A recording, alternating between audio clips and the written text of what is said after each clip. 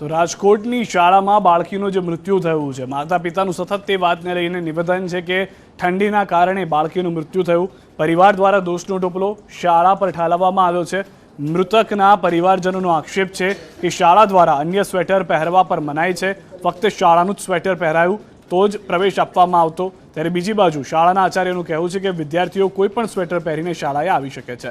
શાળા દ્વારા કોઈ પણ મનાઈ ફરમાવવામાં આવી નથી. તે ઉપરાંત બાળકીના મોત મામલે પણ તેઓ જણાવ્યું કે બાળકી શાળાએ આવી ગઈ હતી, બધા મિત્રોને ત્યારબાદ તે ઢળી પડી હતી. મળ્યા બાદ શાળા દ્વારા પૂરતી સારવાર પણ વિદ્યાર્થીનીને આપવામાં આવી હતી.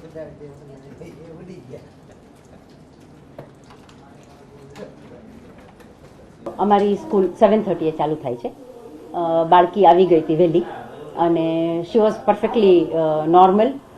બધાને સ્ટુડન્ટ્સ એના ફ્રેન્ડ્સને બધાને ગુડ મોર્નિંગ કર્યું, વાત કરતી હતી. વાત કરતાં કરતાં એ પડી ગઈ એટલે પછી ઇમિડિયેટલી ટીચર્સે ફર્સ્ટ એડ આપ્યું, મેડિકલ ટ્રીટમેન્ટ આપી અને એના પેરેન્ટ્સને વહેલા ફોન કર્યો. Whatever treatment that we had to give we have given.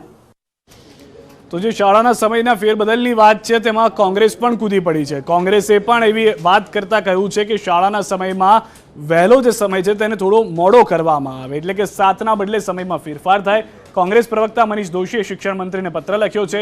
કડકડતી ઠંડી પડતી હોવાને કારણે શાળાનો સમય 1 કલાક મોડો કરવા રજૂઆત કરવામાં આવી છે. ઠંડીને કારણે વિદ્યાર્થીઓને હાલાકી ન ભોગવવી પડે તે માટે શિક્ષણ મંત્રીને પત્ર લખવામાં આવ્યો છે.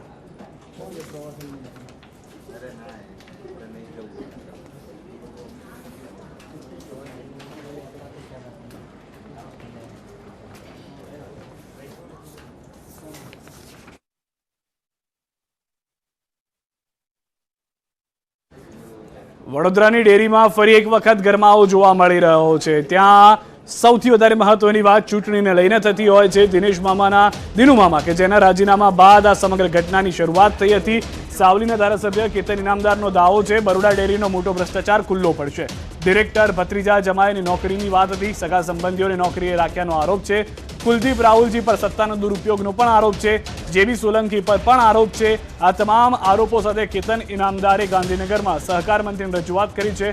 રજૂઆત બાદ ઇનામદારે દાવો કર્યો કે સહકાર મંત્રી જગદીશ વિશ્વકર્માએ આપ્યા છે તપાસના આદેશ. સરકારી તપાસમાં મોટા પાયે બરોડા ડેરીનો ભ્રષ્ટાચાર ખુલ્લો પડશે એવો પણ દાવો કેતન ઇનામદારે કર્યો છે.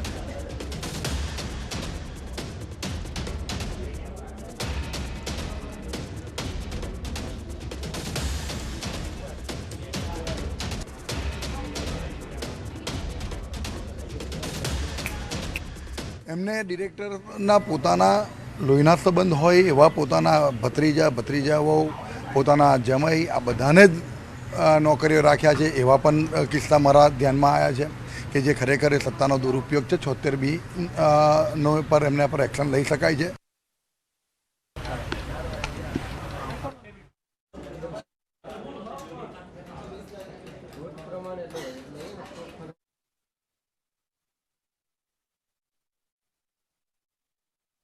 આ તરફ સુરતના વરાછાથી મહત્વના સમાચાર મળી રહ્યા છે, જેમાં કુમાર કાનાણીએ પત્ર લખીને વિદ્યાર્થીનીને લોન મળે તે માટેના પ્રયાસની શરૂઆત કરાવી છે. સુરતના વરાછામાં ધારાસભ્ય કુમાર કાનાણીનો સીએમને પત્ર, વિદ્યાર્થીઓની લોન મામલે લખ્યો પત્ર. વિદેશ જતા વિદ્યાર્થીઓને નથી મળતી સમયસર લોન, સમગ્ર પ્રક્રિયા સરળ અને ઝડપી કરવા પત્રમાં માંગ. ગુજરાત બિન અનામત શૈક્ષણિક વિભાગની કામગીરી પર કર્યા સવાલ.